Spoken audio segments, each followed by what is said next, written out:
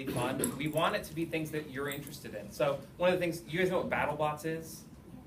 Ever heard of BattleBots? Like, you build a robot that's designed to destroy another robot, or in our case, we did Robot Sumo.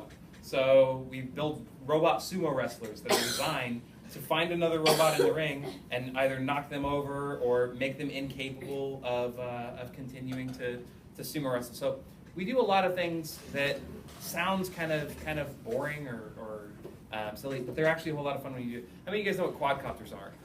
Anybody know what quadcopters are? How many of you heard about Amazon's new plan for when you place a delivery order, it'll have a drone come and deliver it at your front door, right? Well, I told my best friend, who actually moved down from Michigan to join us, I told him that Jason and I are going to build quadcopters this fall. Whether or not any kids are interested in it, we're going to build quadcopters. But we would love to have you come join us in building quadcopters and learning how they work, and learning how they fly, and learning how to control them, all those sort of things. So other than robotics, we've got a lot of other things that we do. If you're interested in health and medicine, like if you want to grow up and be a doctor or a veterinarian or something else like that, we have programs that are just for that. They're completely focused on health and medicine.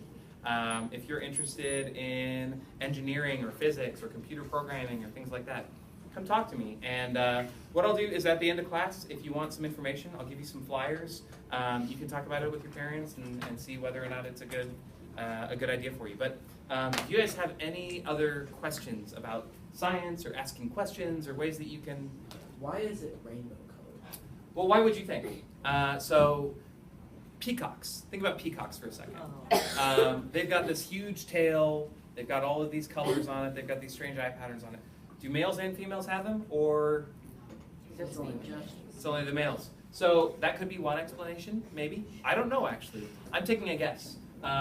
That's always my first question when I see something that's really funny looking in the animal kingdom is it important in sexual selection? In this case, I don't know. Maybe it's a communication thing. Maybe it's used to identify, like, hey, we're another mantis shrimp or something like that. I don't know. It's a good question. It would be an interesting one to try and find out. Oh, do you have an estimate on like how many fields are there in science? How many fields? It's infinite. As long as you can ask a question, you're starting a new field in science, really. And that's completely true. As a PhD, like, of all the things in the universe, I know a whole lot about this much. I'm an expert in about this much of all of science. Because anything that you can ask a question about, you're opening up a new field in science. Anybody else? Any other, Okay, so what are some things that you guys are interested in? Like, pick a hobby that you're interested in. Let me hear. Let's see. A hobby. Art.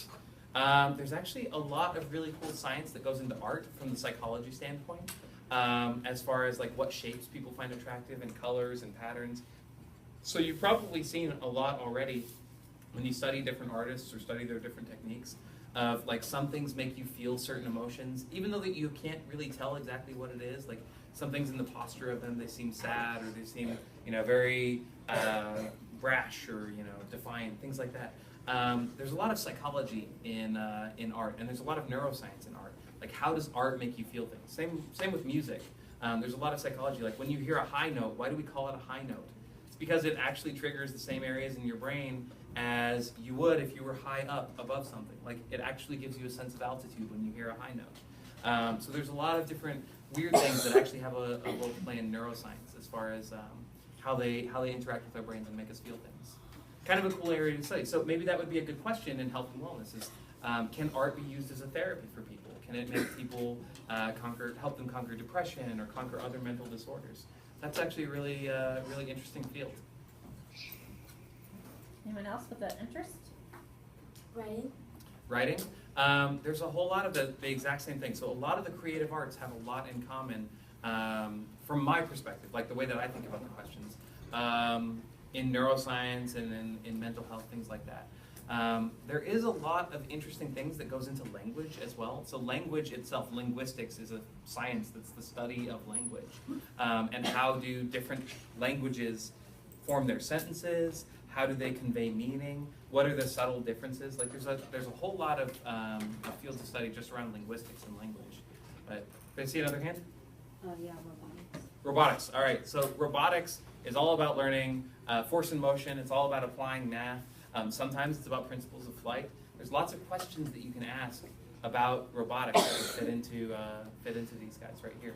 How does math play a role in controlling a robot? But I would go deeper than that. Like keep going deeper. So I'm gonna be back here if you guys want some.